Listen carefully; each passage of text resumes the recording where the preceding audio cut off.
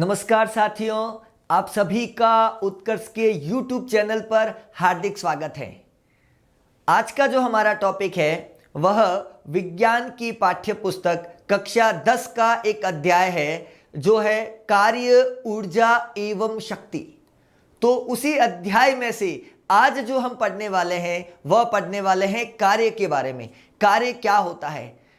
प्रतिदिन हम देखते हैं हमारे आसपास ऐसे कई प्रकार के लोग, या हम भी हमारे घर में जब कोई कार्य करते हैं, जैसे कि आप में से कई सारे विद्यार्थी पढ़ाई या विद्या अध्ययन का कार्य करते हैं, माताजी के द्वारा बताए गए कार्यों को आपके द्वारा किया जाता है, तो क्या वह सभी कार्यों की श्रेणी में आते हैं, या उन्हें हम ये कह सकते हैं कि हमारे द्वारा की जाने वाली पढ़ाई या हमारे द्वारा किसी वस्तु को एक स्थान से दूसरे स्थान पर ले जाना, मार्केट से दुकान से जाकर सब्जी लेकर आना, दूध लेकर आना, क्या ये सारे कार्य जो है वह कार्यों में आते हैं? क्या इन्हें हम कार्य कह सकते हैं? तो दोस्तों, कार्य किसे कहते हैं, वर्क किसे कहते हैं, ये आज हम पढ़ने वाले हैं। तो कार्य पढ़ें उससे पहले जो है वह हमें जानकारी होनी चाहिए बल के बारे में। बल क्या होता है? जैसा कि हम देखते हैं कि कोई वस्तु है, उस वस्तु पर या तो हम धक्का देते हैं या उस वस्तु को अपनी ओर खींचते हैं। तो किसी वस्तु को धक्का देना या अपनी ओर खींचना वह कहलाता है बल। अर्थात बल धक्का या एक प्रकार से खिंचाव हो सकता है। तो बल की परिभाषा मैंने यहां पर दे दी है कि बल क्या होता है, बल किसे कहते हैं। तो बल के बारे में हम कह सकते हैं जिसको फोर्स कहा जाता है। तो बल को फोर्स कहा जाता है। बल क्या होता है? तो बल एक प्रकार का धक्का या खिंचाव हो सकता है। तो एक प्रकार का धक्का या खिंचाव को कहा जाता है बल, जिससे वस्तु की स्थिति में परिवर्तन होता है। तो जब वस्तु की स्थिति में जब परिवर्तन होता है तो उसे हम क्या कह सकते हैं? बल कह सकते हैं। और बल को हम यहां पर F से लिखते हैं। क्यों लिखते हैं F से?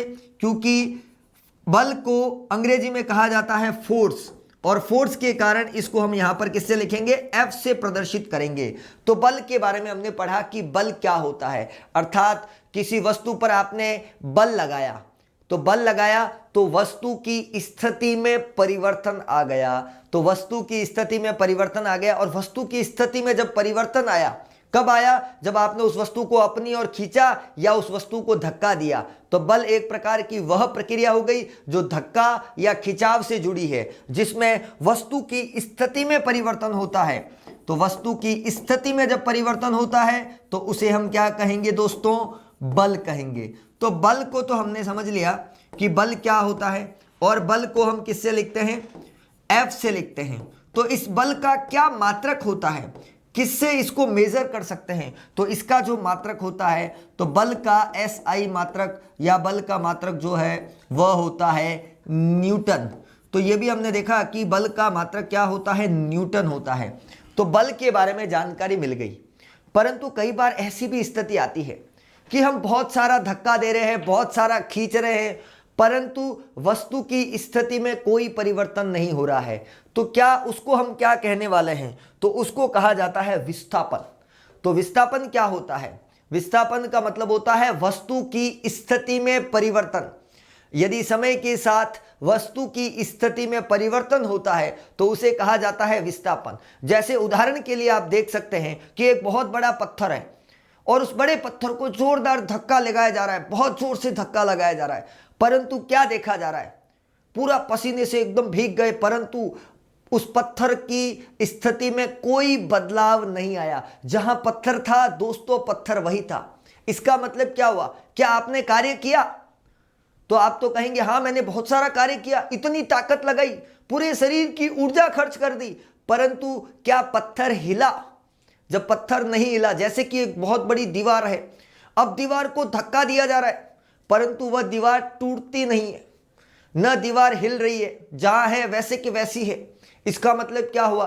कि वस्तु की स्थिति में जब परिवर्तन नहीं हुआ तो इसका मतलब कार्य भी नहीं हुआ।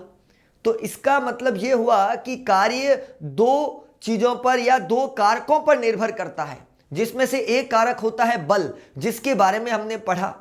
बल धक्का या खिंचाव, जिससे वस्तु की स्थिति में परिवर्तन हो जाता है धक्का या खिंचाव के कारण। तो वह तो हो गया बल, और बल का मात्रक होता है न्यूटन। परंतु दूसरा घटक, दूसरा कारक वह क्या होता है? विस्थापन। यह विस्थापन जिसको डिस्प्लेसमेंट कहा जाता है, और इस विस्थापन को डी से लिखा जाता है, डी से प्रदर्शित किया जाता है। विस्थापन जिसको डिस्प्लेसमेंट कहा जाता है और इसको डी से प्रदर्शित करते हैं दोस्तों। तो विस्थापन क्या है, किसे कहते हैं विस्थापन? तो विस्थापन को अगर लिख सकते हैं तो बहुत छोटी सी परिभाषा कि वस्तु की स्थिति में परिवर्तन, वस्तु की स्थिति में परिवर्तन जो है वही कहलाएगा विस्थापन। तो जब वस्तु की स्थिति में बदलाव आ जाता है, परिवर्तन हो जाता है समय के साथ, किसके सापेक्ष? समय के सापेक्ष, तो इसका मतलब यह हुआ कि उसे हम क्या कहेंगे? विस्थापन कहेंगे। वस्तु की स्थिति बदल रही है समय के सापेक्ष। कुछ समय में जैसा कि देखा जा रहा है कि इस तरफ ये गेंद है, इस गेंद को धक्का दिया, गेंद आगे की ओर चली गई, गेंद में विस्थापन हुआ। परंतु ये बड़ा सा एक पत्थर था, उस पत्थर को धक्का दिया जा रहा है पर पत्थर नहीं हिल रहा है। इसका मतलब क्या हुआ कि विस्थापन जीरो, वस्तु की स्थिति में परिवर्तन नहीं हुआ, विस्थापन शून्य। तो उस स्थिति में कार्य भी शून्य, कार्य भी क्या हो गया? शून्य। तो जब विस्थापन शून्य है, जब विस्थापन यदि शून्य है, विस्थापन जिसको कहा जाता है वस्तु की स्थिति में परिवर्तन, जिसको डी से लिखा जाता है, अगर ये शून्य है तो हम ये कह सकते हैं कि व्यक्ति के द्वारा किया गया कार्य, व्यक्ति के द्वारा किया गया कार्य, वर्क जो है वह भी शून्य होगा। उस व्यक्ति के द्वारा जो कार्य किया गया वो क्या होगा? शून्य होगा। तो इसका मतलब यह हुआ कि कार्य जो है वह दो घटकों पर निर्भर करता है। कौन कौन से दो घटक होते हैं? तो बल, बल क्या होता है? बल का मात्रक क्या होता है? बल जिसको एफ से लिखा था, और बल का मात्रक होता है न्यूटन, और इसका सूत्र भी होता है मा, एफ बराबर एम डॉट ए। तो यहां पर जो है बल क्या होता है ये तो हमने पढ़ा, और विस्थापन वस्तु की स्थिति में बदलाव या परिवर्तन को कहा जाता है विस्थापन। तो ये दोनों घटक और इन दोनों घटकों के गुणनफल को कहेंगे कार्य। तो बल और विस्थापन के गुणनफल को क्या कहा जाता है? कार्य।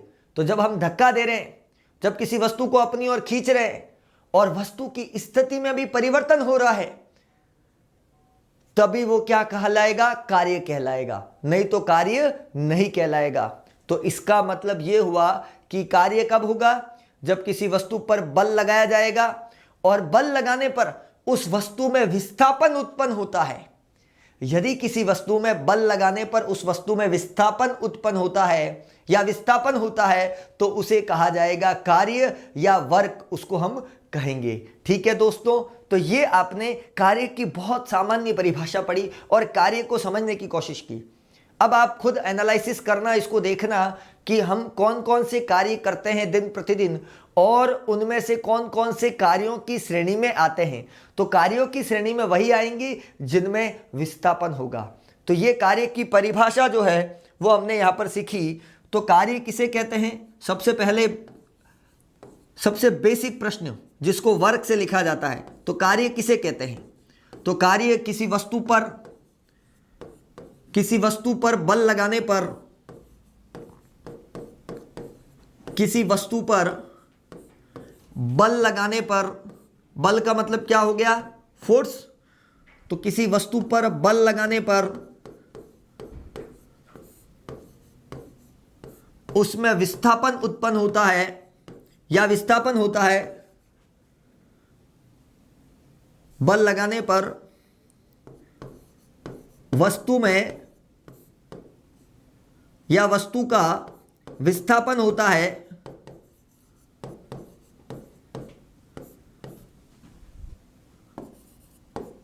उसे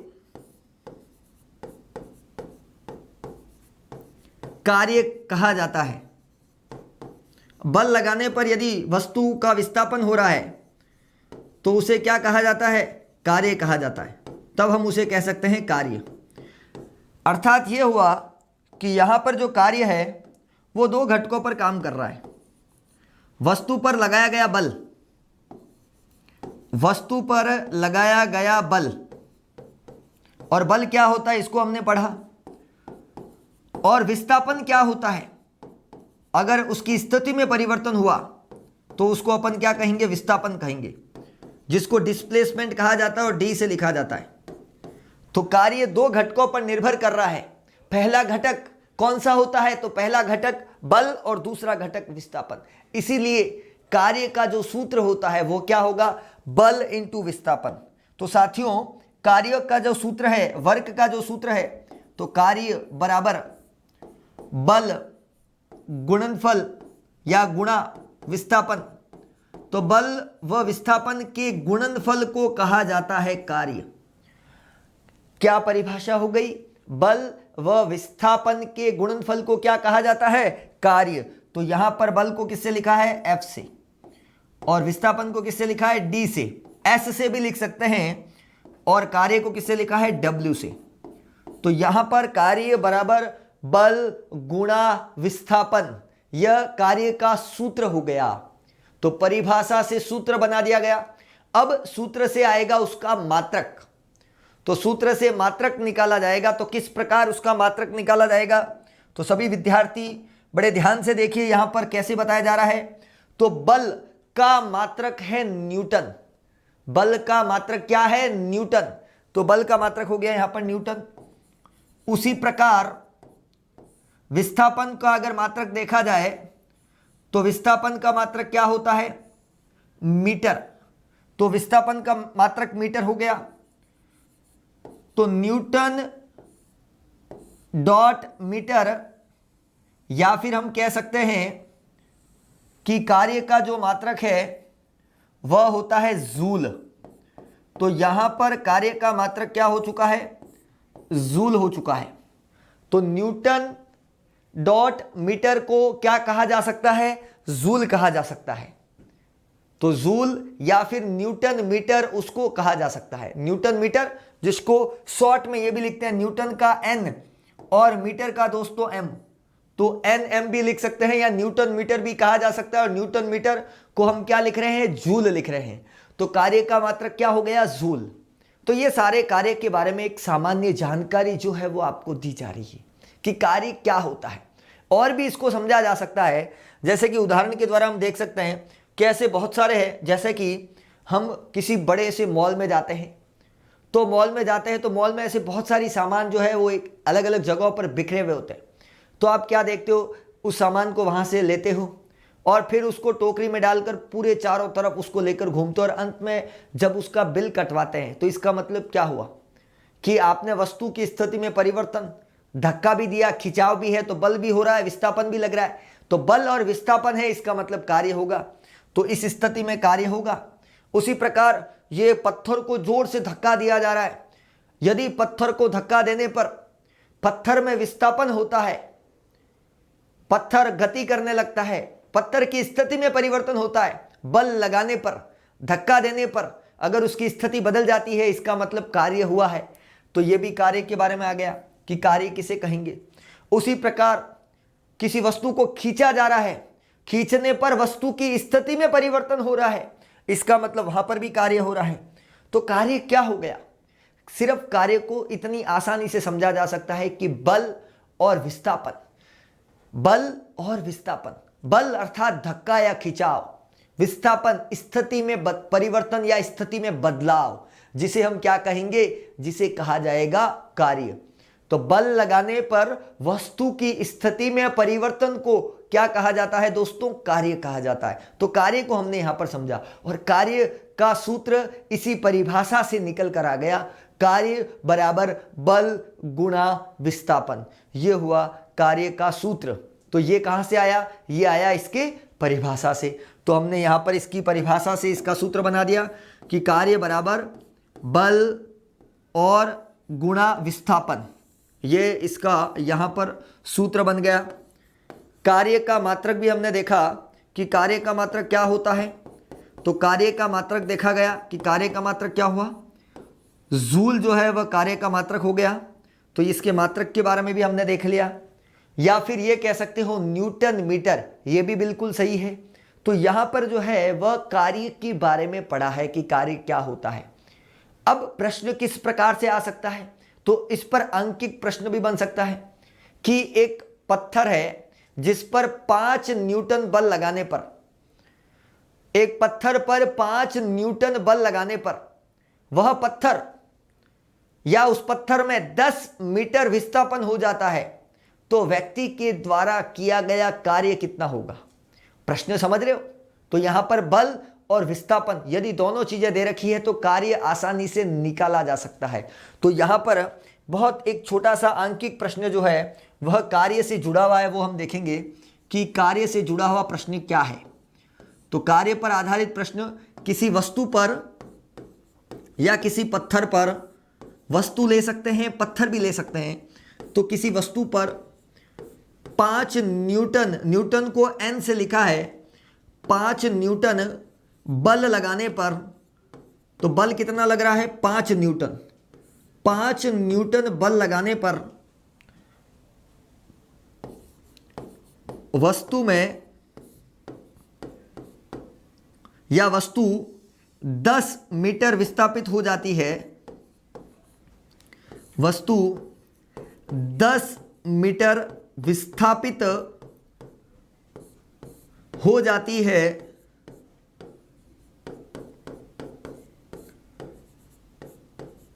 तो कार्य की गणना कीजिए।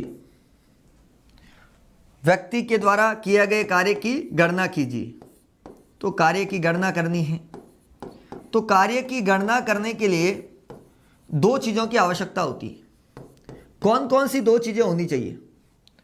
तो यहां पर सबसे पहले किसी वस्तु पर बल लगाया गया, कितना बल लगा है 5 न्यूटन, तो बल दे रखा है, बल को लिखते हैं फोर्स से और फोर्स का लिखा F और मात्रक हो गया न्यूटन, तो 5 न्यूटन। बल लगाने पर वस्तु में विस्थापन हो गया, कितना हुआ विस्थापन 10 मीटर इसका विस्थापन हुआ। तो यहां पर विस्थापन जो है उसको D से लिखा जाएगा और विस्थापन कितना हो रहा है 10 मीटर।